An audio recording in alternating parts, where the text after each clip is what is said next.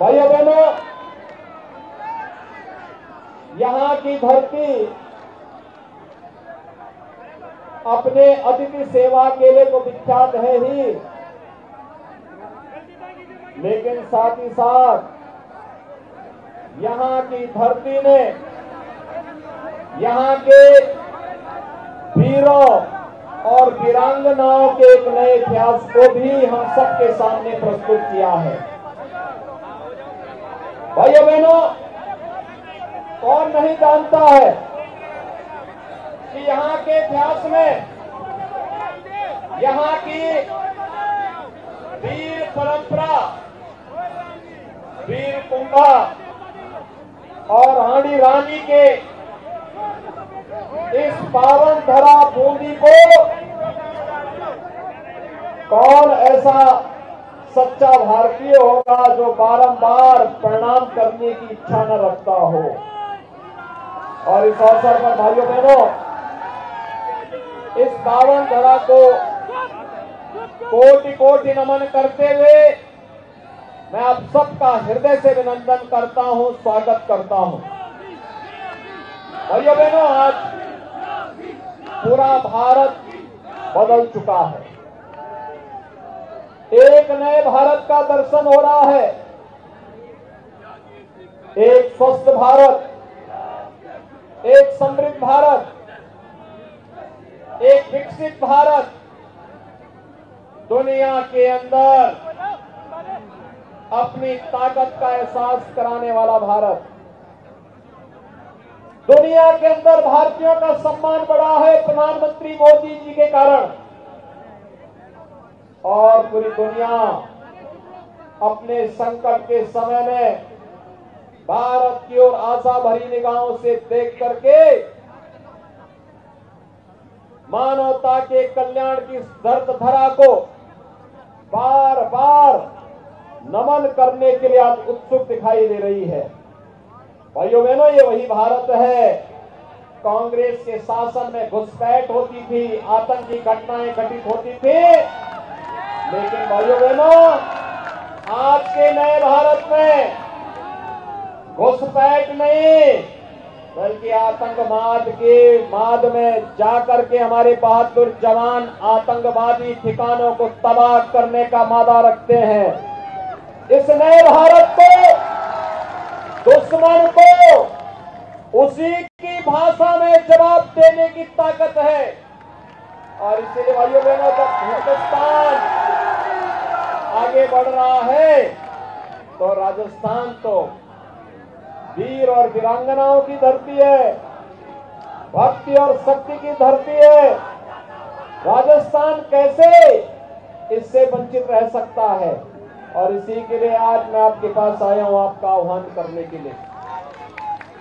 और ये मैंने राजस्थान में ठान किया है, इस बार परिवर्तन करके फिर से राजस्थान रहेगा, अवश्य परिवर्तन करेगा, ये ठान चुका है। क्योंकि तुष्टीकरण की जिन हदों को पार राजस्थान की कांग्रेस नेतृत्व की सरकार कर चुकी है, भाइयों बहनों, राजस्थान जैसा स्वाभिमानी प्रदेश उसको स्वीकार नहीं कर सकता है और स्वीकार करना भी नहीं चाहिए। मैं तो आपका अभिनंदन करूंगा कि आपने मानधाता बालाजी मंदिर में दर्शन के लिए जो यहाँ की सरकार रोक रही थी, उसके खिलाफ 10 दिनों तक लगातार नाकेबंदी करके सरकार को अपनी ताकत का एहसास कराया। भैया बहनों, मुझे आश्चर्य होता है, ये वही कांग्रेस है, ये वही कांग्रेस है जिसने राम और कृष्ण के अस्तित्व पर भी प्रश्न खड़े किए थे। ये वही तो कांग्रेस है। ये भगवान राम और भगवान कृष्ण के अस्तित्व को नहीं मानती। और भाइयों बहनों, जब भारतीय जनता पार्टी की डबल इंजन की सरकार उत्तर प्रदेश में आई, आपने देखा होगा उत्तर प्रदेश में 500 वर्षों का इंतजार समाप्त करके अयोध्या में राम मंदिर के निर्माण का कार्य युद्ध स्तर पर चल रहा है। कोई संदेह है क्या? अयोध्या में राम मंदिर का निर्माण हो रहा है, कोई संदेह नहीं है ना? तो भाइयों बहनों, जब संदेह मोदी जी के किसी कार्य में नहीं है तो फिर राजस्थान में सरकार लाने में भी कोई संदेह नहीं होना चाहिए। सहमत है ना? सहमत है ना? भाइयों बहनों, अगर उत्तर प्रदेश में और केंद्र में भारतीय जनता पार्टी की सरकार नहीं होती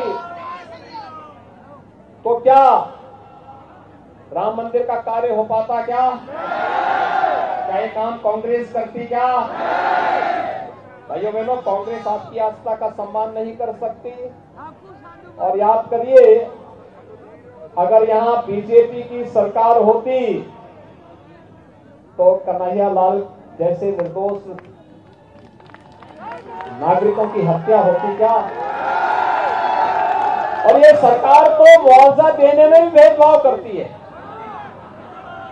कन्हैया लाल के परिवार को मुआवजा दिया जाता है 5 लाख रुपया, और 2 मुस्लिम मोटरसाइकिल में आपस में टकरा करके जयपुर में मरते हैं, उनको दिया जाता है 20-20 लाख रुपया। तो कांग्रेस की घोषित नीति है भाइयों बहनों। आपने देखा होगा, मोदी जी प्रधानमंत्री बने, उन्होंने हर गरीब के घर में शौचालय दे दिया। 9 वर्ष में 12 लाख गरीबों के घर में शौचालय, 4 करोड़ गरीबों को प्रधानमंत्री आवास योजना, 10 करोड़ लोगों को उज्ज्वला योजना में रसोई गैस के कनेक्शन। भाइयों बहनों, 4 करोड़ गरीबों के घर में बिजली पहुंचाने का कार्य, देश के अंदर हर घर नल की योजना, हर खेत को पानी पहुंचाने की योजना, हर गरीब को 5 लाख रुपए की स्वास्थ्य बीमा का कवर, और यही नहीं, कोरोना कालखंड में फ्री में वैक्सीन, फ्री में टेस्ट, और 80 करोड़ लोगों को फ्री में राशन की सुविधा का लाभ अगले 5 वर्ष तक जारी रहेगा। यह भी मोदी जी के नेतृत्व की सरकार कर रही है। भैया बहनों, मोदी जी ने नारा दिया सबका साथ सबके विकास का, लेकिन कांग्रेस के समय में क्या बोला जाता था कि देश के संसाधनों पर पहला अधिकार मुसलमानों का है। ये तो कांग्रेस बोलती थी। भाइयों बहनों, आश्चर्य होता है, देश के संसाधनों पर पहला अधिकार गरीब का होना चाहिए, वंचित का होना चाहिए, दलित का होना चाहिए, जनजातियों का होना चाहिए, देश के नागरिकों का होना चाहिए, आधी आबादी का होना चाहिए। लेकिन भाइयों बहनों, नागरिकों को उनका अधिकार देने की बजाय कांग्रेस ने तुष्टीकरण की नीति को लागू करते हुए, अगर तुष्टीकरण की नीति नहीं होती, कन्हैया लाल की हत्या नहीं होती। तुष्टीकरण की नीति पे सरकार नहीं चलती तो भाइयों बहनों, मानदाता बालाजी मंदिर के दर्शन के या प्रवेश पर यहां की सरकार रोक नहीं लगाती। और मैंने तो सुना है कि यहाँ की सरकार ने वहां पे सांसद विधायक निधि के कार्य कराने में भी रोक लगा दी है। भाइयों बहनों, हमारे यहाँ उत्तर प्रदेश में जितने मंदिर हैं, जितने धर्मस्थल हैं, उन सब के लिए हम लोगों ने एक योजना अलग से चलाई है, उनके पुनरुद्धार की, उनके सुंदरीकरण की। और आप जाएंगे, हर जगह आपको हर मंदिर, हर पौराणिक स्थल का सुंदरीकरण का कार्य देखने को मिलेगा। एक नए रोज के साथ, तेज के साथ नई अयोध्या भी बस रही है, और साथ साथ काशी में भगवान विश्वनाथ का धाम भी दिव्य और भव्य रूप में सामने आ रहा है। मथुरा वृंदावन भी सज रहा है, भाइयों बहनों, ये नए भारत की नई तस्वीर है और इसी के लिए एहसास करने के लिए, कराने के लिए आज मैं आपके पास आया, आपसे अपील करने के लिए। राजस्थान, आपने देखा होगा 5 साल पहले जब वसुंधरा राजे जी के नेतृत्व में भारतीय जनता पार्टी की सरकार थी, विकास की योजनाओं को बिना भेदभाव के हर नागरिक तक पहुंचाने का कार्य भारतीय जनता पार्टी की सरकार कर रही थी। और कांग्रेस की सरकार आई, सारे कार्य ठप पड़ गए। ये तो आपस में ही नूरा कुश्ती कर रहे हैं, आपस में ही लड़ने से फुर्सत नहीं है। और भाइयों बहनों, इसीलिए मैं आपसे आह्वान करने के लिए आया हूं। मैं आपको अभिनंदन करूंगा कि अशोक डोगरा जी को आपने पिछली बार भी विधायक बनाया, उससे पहली बार भी बनाया, और अब बारी आई है फिर से सरकार आने की, तो उन्हें फिर से भारी बहुमत से विजयी बनाने के लिए आज आपके बीच में आया है। आज यहां पर हमारे 3 प्रत्याशी हैं। बूंदी विधानसभा क्षेत्र से अशोक डोगरा जी है, केशव राय पाटन से श्रीमती चंद्रकांता जी है, और हिंडोली से श्री प्रभुलाल सैनी जी भारतीय जनता पार्टी के प्रत्याशी हैं। देखो, ये तीनों प्रत्याशी यहां पर हैं और मैं आया आपसे कहने के लिए, भाइयों बहनों, जब हम लोग अयोध्या में राम मंदिर का आंदोलन प्रारंभ कर रहे थे, तब उत्तर प्रदेश में भी और केंद्र में भी कांग्रेस की सरकारें हुआ करती थी। और कांग्रेस के लोग, जब हम लोग बोलते थे रामलला हम आएंगे, मंदिर वहीं बनाएंगे, कांग्रेस के लोग हंसते थे, कहते थे कैसे बनाएंगे। फिर हम लोगों ने नारा दिया उसी दौरान, रामलला हम आएंगे, पहले गुलामी का ढांचा हटाएंगे। और भाइयों बहनों, गुलामी का ढांचा भी हटा। फिर उसके बाद नारा दिया गया, रामलला हम आएंगे, मंदिर वहीं बनाएंगे। कांग्रेस के लोग कहते हैं देखो, ये लोग केवल वोट लेने के लिए करते हैं, हमने का वोट लेने के लिए नहीं करते हैं, ये साकार लेगा, अवश्य साकार लेगा, एक बार डबल इंजन की सरकार आने दीजिए। और भाइयों बहनों, आज उत्तर प्रदेश में भी बीजेपी की सरकार है, केंद्र में मोदी जी के नेतृत्व की सरकार है, और डबल इंजन की सरकार की ताकत क्या होती है। आज तो 22 जनवरी 2024 को प्रधानमंत्री मोदी जी के कर कमलों से अयोध्या में भव्य राम मंदिर में भगवान राम का विराजमान। राजस्थान में भी डबल इंजन की सरकार चाहिए, सहमत है? ऐसे ही, और इसीलिए आपका आह्वान करने के लिए आया हूं। 22 जनवरी के बाद अयोध्या में दर्शन करने का इच्छुक कौन कौन है? तो पूरा बूंदी ही दर्शन करने का इच्छुक है, तो तीनों प्रत्याशियों को जिता करके भेजिए, इनको जयपुर भेजिए। और मैं इन तीनों से कहूंगा कि लोग फिर अपने अपने विधानसभा क्षेत्र से 22 जनवरी के बाद अयोध्या आइए, स्वागत की तैयारी हम लोग करेंगे।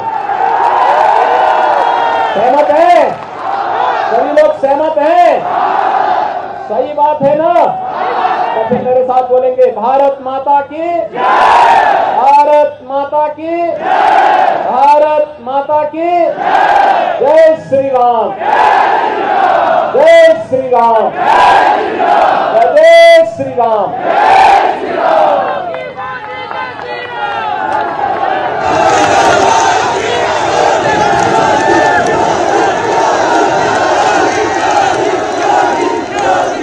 राजस्थान के बूंदी से मुख्यमंत्री योगी आदित्यनाथ को सुन रहे थे आप, जो कि मिशन राजस्थान पर प्रचार करने के लिए पहुंचे थे।